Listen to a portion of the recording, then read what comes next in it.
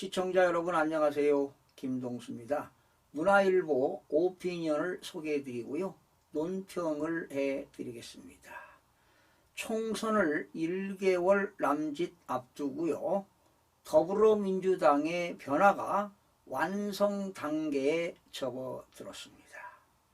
지역구 공천을 통해 비명 행사가 현실화했고 비례대표 연합 공천을 통해 급진 좌파 세력과의 연대를 구축했습니다. 6일 발표된 20곳 경선 결과는 상징적입니다. 현역 의원 11명 가운데 7명이 탈락했습니다. 그 대신 이재명의 변호사 박균택 당대표 법률특보입니다. 편법 경선 참여 논란, 김우영 전 은평구청장, 지역구 바꿔치기, 이수진 비례대표 등 친명 자객들이 본선 티켓을 쥐었습니다. 비명계의 완전한 몰락이라고 해도 과언이 아닙니다.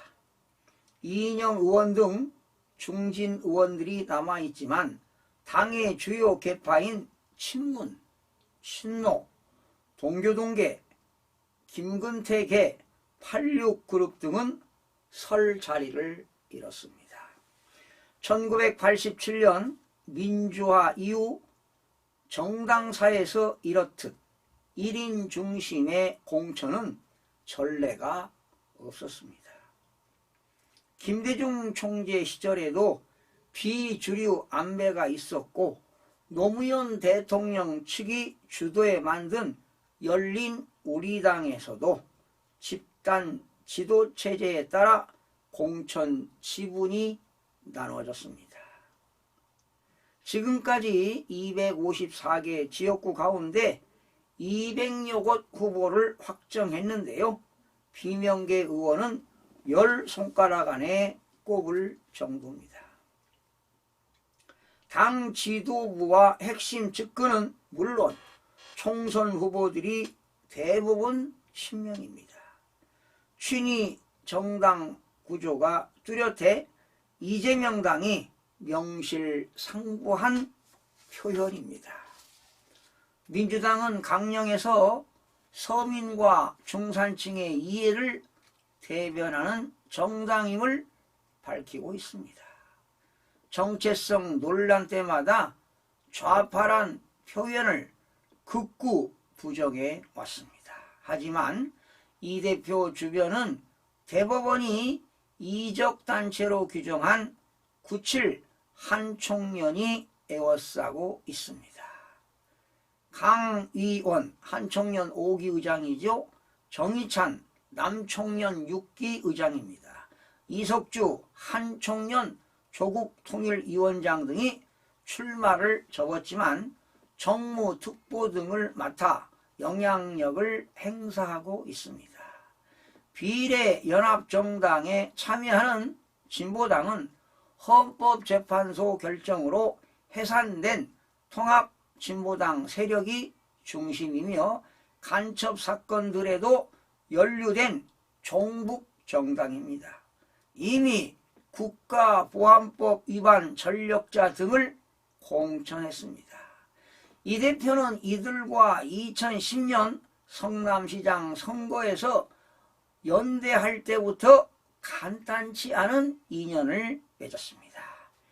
해방 이래 가장 좌경화된 제1야당 김대호 사회디자인연구소장 분석까지 나옵니다. 70년 전통의 기존 민주당과는 전혀 DNA가 다른 정당이 됐습니다. 4월 10일 총선에서 국민이 어떤 선택을 할지 주목이 됩니다. 여러분 어떻게 들으셨습니까? 지금요 총선을 한 30여일 앞두고 있는데요.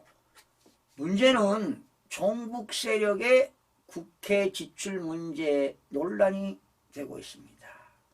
더불어민주당은 종북, 반미, 괴담 세력의 비례대표 위성정당 앞순위 10자리를 배정키로 한 데 이어 진보당과 전국적으로 선거연합을 진행 중입니다. 대법원에서 이적단체 판결을 받은 범민련 인사 등에게 의원 배지를 보장하는 것을 넘어 진보 당원들이 출마 포기 대가로 국회 보좌관 등 요직을 차지할 길도 열어준 셈입니다. 진보당은 2014년 헌법재판소가 민주적 기본 질서를 파괴하려는 정당이라며 해산 결정을 내린 통합 진보당 계열입니다. 동일 세력이 당명만 바꾼 격입니다. 김정은이 대한민국을 교전 상태의 주적으로 규정한 상황에서도 반제국주의 자주 등의 교모한 논리로 사실상 북한을 받드는 통진당 출신들의 입법부 진출을 묵인한다면 자유민주주의는 위협을 받게 될 것입니다. 이재명 민주당 대표가 국회 진출 길을 터주는 한 청년 통진당 출신들은 이수김동입니다. 이수김동은 위대한 수령 김일성 동지를 외쳐온 북한 추종자들이 대부분입니다. 문재인 정부 때 전대협 출신 반자유주의자들이 민주주의의 절차적 정당성을 짓밟으며 목적을 관철해온 것보다 훨씬 앞선입니다. 헌법기관인 국회의원은요, 상임위원회 활동을 통해 국가 기밀 정보를 자유롭게 열람할 수도 있습니다. 필요하다면 정부 부처에도 원하는 정보를 요구할 수도 있습니다. 친북 성향 인사들이 국회 문턱을 넘으면 어떤 일이 벌어질지 벌써부터 걱정이 앞섭니다.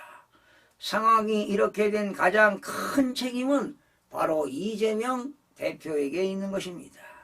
이 대표는 비례대표제를 왜곡하는 위성정당 금지를 대선 공약으로 제시하고도 지키지 않았습니다. 전 국민에게 영향을 미치는 선거제도를 공용 야당 대표가 당리 당략에 따라 마음대로 결정하는 바람에 이런 혼란이 벌어진 것입니다. 이 대표가 조국 혁신당 대표와 총선에서 연대를 모색하는 것도 납득할 수가 없습니다. 대선 후보 시절 조국 사태에 대해 사과하고도 공천 파동으로 민주당 지지율이 하락하자 조국 혁신당과 손을 잡아 만회해 보려는 얄팍한 속셈입니다. 파렴치한 범죄 혐의로 2심에서 실형을 선고받은 조 대표와의 연대는 중도층을 민주당에서 더욱 멀어지게 할 뿐입니다. 이 대표가 국민 무서운 줄 모른다면 총선에서 반드시 낭패를 볼 수밖에 없을 것입니다. 시청해 주신 여러분 고맙습니다.